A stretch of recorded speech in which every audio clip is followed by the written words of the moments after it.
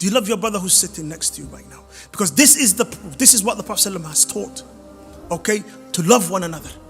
And then the Prophet ﷺ has said, "Ala adullukum ala shay'in idha fa'altumuhu tahabbtum." Should I not show you something? If you were to do it, you were going to love one another. And then the companions have said, "Ya Rasulullah, bala, tell us." And the Prophet ﷺ has said, "Afshu salama bainakum." Spread peace among yourselves. Give each other salam. Say assalamu alaikum wa rahmatullah wa barakatuh to your Muslim brother when you see him. My dear brothers, the Prophet ﷺ continued with the hadith. Ayyuhan nas afshu salama bainakum. What was number 2? Wa at'imu ta'am. Feed the needy people. Feed the needy people. It doesn't matter what their religion is. It doesn't matter what race they are. It doesn't matter whether they are a male or a female. It doesn't matter.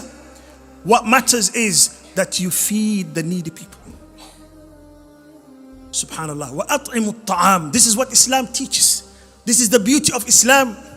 We live in a country where we have Muslims and majority non-Muslims. As Muslims, we have to reach out to everyone.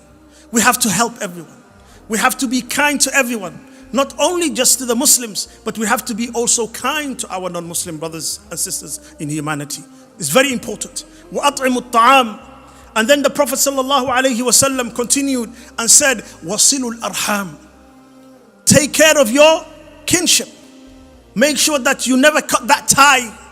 Do you know that tie? Your parents, beginning with your parents, your extended family, being kind to them, taking care of the elders. This is what Islam teaches, the beauty of our religion.